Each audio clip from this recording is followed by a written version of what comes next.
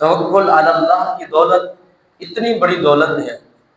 کہ جو انسان کی دنیا کو بھی بہتر کر دیتی ہے اور آخرت کو بھی بہتر کر دیتی ہے۔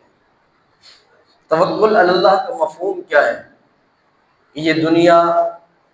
دار الاسباب ہے، اللہ نے اس کے اندر اسباب رکھے ہیں، اسباب کو اختیار کر کے اس کی کامیابی اور اس کا نتیجہ اللہ پہ چھوڑ دینا، اس کو توکل کہا جاتا ہے۔ اللہ رب العالمین نے قرآن مجید فرقان حمید کے اندر ارشاد فرمایا فَإِذَا عَزَمْتَ فَتَوَكَّلْ عَلَى اللَّهِ، اے حبیب صلی اللہ تعالی علیہ وسلم،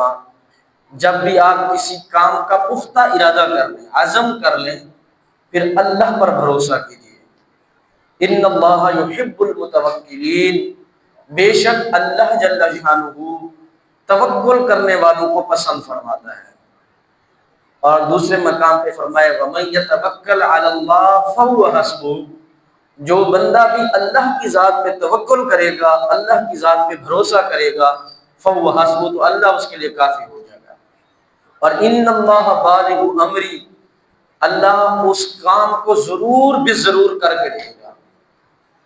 اس لیے کہ جو اللہ پر کام چھوڑا جائے گا، اللہ جل شانہ اس کام کے اندر بندے کی ضرور مدد فرمائے گا۔ نبی پاک علیہ الصلوۃ والسلام کا ارشاد گرامی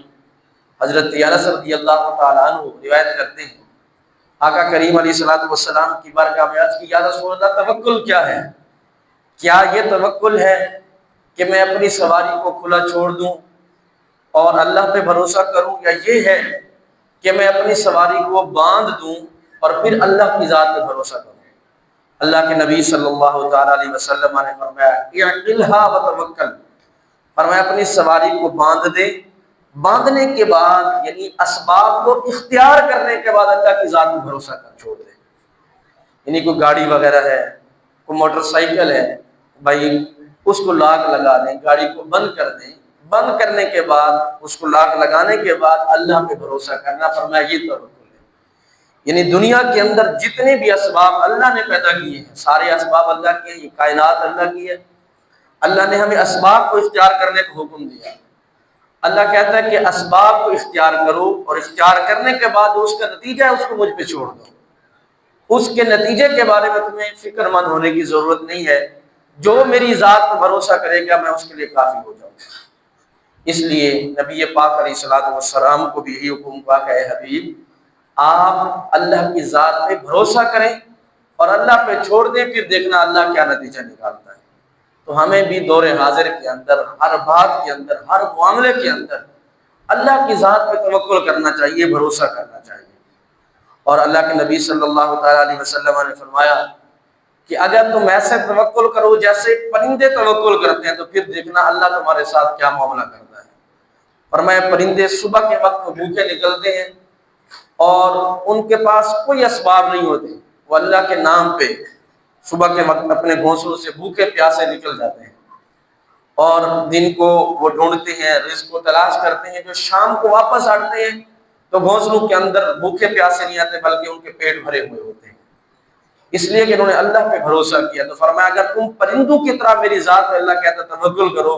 تو پھر دیکھنا میں تمہیں کس طرح نوازتا ہوں۔ جو اللہ پرندوں کو رزق دے سکتا ہے،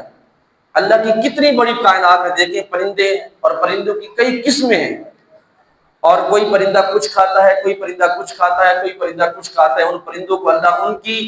جو ضروریات ہیں اس کے مطابق رزق پہنچا رہا ہے۔ بلکہ دنیا کے اندر ایک مشہور پرندہ ہنس ہے، وہ پرندہ سچے موتی کھاتا ہے، اور اس موتی کی قیمت لاکھوں کروڑوں کے اندر ہے، اور وہ پرندے جو ہیں دنیا کے اندر ہزاروں لاکھوں کی تعداد کے اندر پائے جاتے ہیں، تو اللہ جل شانہ موتی ان کو ان کی خوراک دے رہا ہے۔ اتنے قیمتی موتی وہ ہنس پرندے جو ہیں اپنی خوراک پوری کر رہے ہیں، دنیا کے اندر لاکھوں کی تعداد کے اندر موجود ہیں۔ اس طرح بہت سارے جانوروں کو دیکھیں، بہت سارے درندوں کو دیکھیں، کسی کی خوراک گوشت ہے، کسی کی خوراک سبزی ہے، کسی کی خوراک گھاس ہے۔ اللہ ان کی ضروریات کے مطابق پرندوں کو، درندوں کو، جانوروں کو خوراک دے رہا ہے، تو کیا حضرت انسان کو اللہ بھوکا چھوڑے گا؟ اللہ نے ذمہ داری لی ہے، قرآن مجید کے اندر اب نے فرمایا وَمَا مِن دَابَّةٍ فِي الْأَرْضِ إِلَّا عَلَى اللَّهِ رِزْقُهَا، روئے زمین پہ کوئی بھی جاندار ایسا نہیں ہے جس کی رزق کی ذمہ داری رب نے نہ اٹھائی ہو۔ اللہ جل شانہ نے سب